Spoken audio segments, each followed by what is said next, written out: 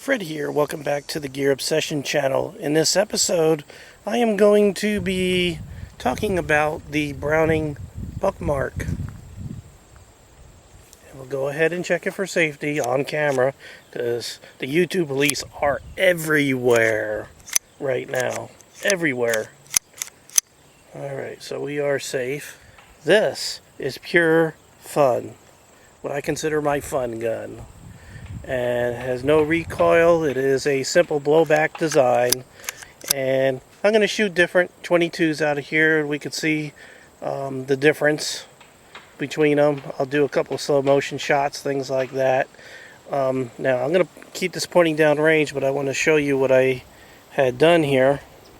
And you see the front sight. Because I'm old and blind, I went ahead and got my favorite mango orange nail polish and put it on there. And I'm going to have to do that with the Ruger LCP also.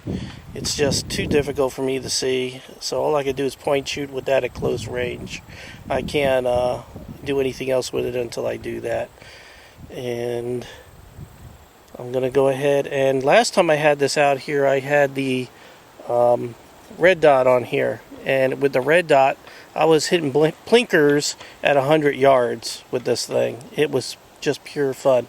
Now I want to go ahead and try the regular sights. And the sights that you see on here are adjustable. And I went ahead and laser sighted this thing before I left the house, so it should be pretty close to being on. This thing is such a pleasure to shoot, really. I'm going to go ahead and get close up and personal here. And you can see when you load it, you can see the... I can even bring that one up there. You can see it right there. And you don't hit the slide release, because that holds the slide open. That's a slide open. All you got to do is pull back and release. Let's go ahead and get some close-ups of this just shooting. Alright.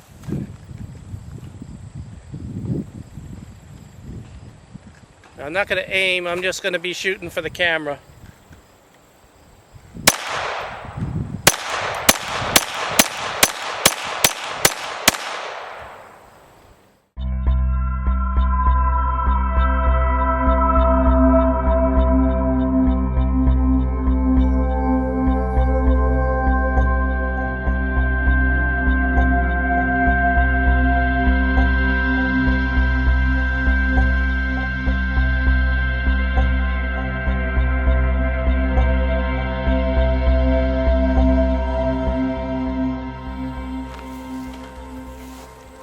Runs like a dream.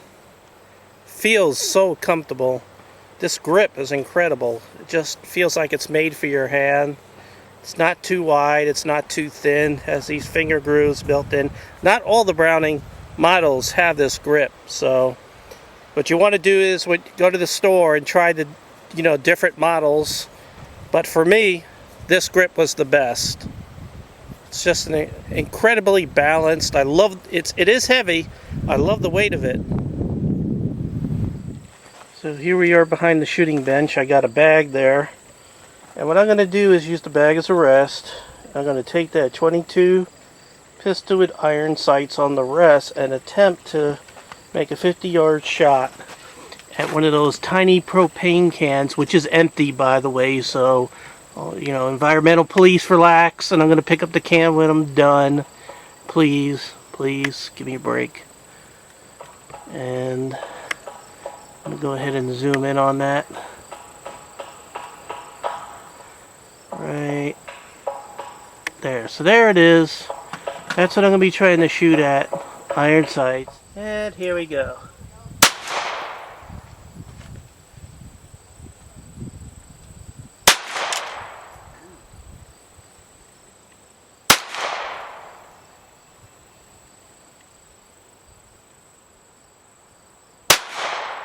A little high. You hit it. So how many times was that? 5? On my bench here, getting ready to clean it. I'm going to go ahead and lock the slide back. and start. Now, here's the downside to the Buckmark, and this is the only downside, really the only major gripe I have, is that in order to disassemble this, you have to remove 2 screws, one here and one here.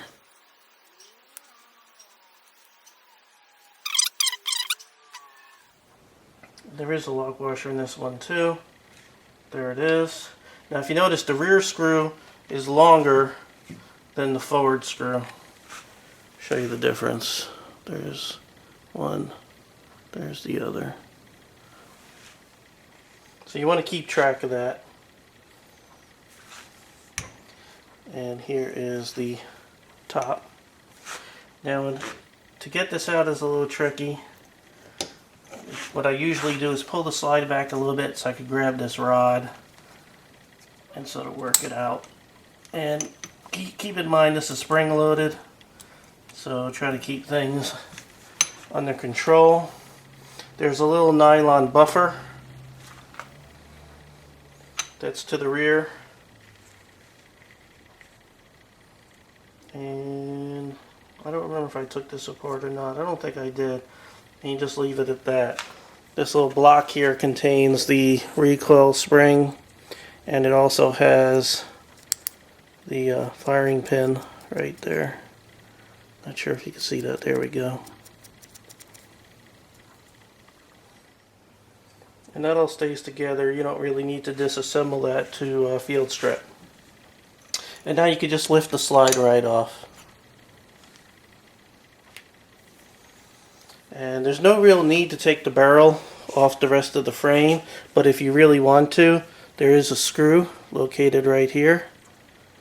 And that's a different size Allen key, I believe. I don't think it's the same one you use for everything else. No, it's a slightly bigger one. So you need 2 different Allen keys in order to completely disassemble this.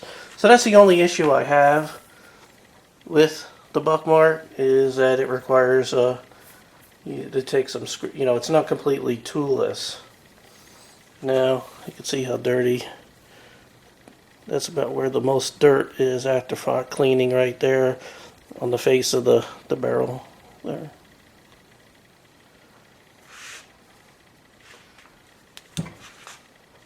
So I'm going to go ahead and clean this, and then we'll come back and reassemble it. While I'm cleaning this, one of the things I want to point out is I love using these little teeny wire brushes, so it looks like that, because I could get underneath the extractor. Here's your extractor. When everything is upside down, it's so hard to work on these cameras, and I can get this brush underneath the extractor. Oh, hands are shaking. And make sure that it's clean underneath there very easily. Just sort of get that little metal bristles there underneath it. This way you know nothing is stuck, because you get a lot of carbon buildup, a lot of dirt underneath this extractor, and you're going to have failure to feed problems. So make sure you get under there really good. Okay, time to reassemble. Go ahead and put your slide on there. Get your buffer spring. Your buffer, your nylon buffer. Get your block here with your recoil spring and the rest of the stuff. I'm sorry I'm out of it today. You want to get that all the way down in there. There's like a little part that sort of comes through here, and that has to go into a little hole here. So you want to get that in there. And you see how that sort of locks in. And then you want to pull the block back and set it down. You might have to pull the slide back a little bit to get that all to fit good. And there you have it. And now you want to go ahead and get your top assembly here that holds your rear sight, and you want to put in your lock washer and go ahead and hand thread your screw down so you can prevent cross threading, because you don't want to mess these up, and you're messing with these every time that you're assembling and disassembling, so you got to take great care with these. So Gonna have to use this side. Alright. You want to get a good tight fitting Allen key so you don't strip the screws. And you want to get them firmly tight in there, because if this moves around, it's going to move around your rear sight. Go ahead and function check it. Now, it does have a mag release. I mean a magazine safety, which I'm not thrilled about. You know what I did with my Ruger Mark III. I went ahead and disassembled that safety at some point in time. I'll probably do the same for this. Alright, I'm going to go ahead and function check this completely. Put the safety on. That's good. Safety off. Good. All good.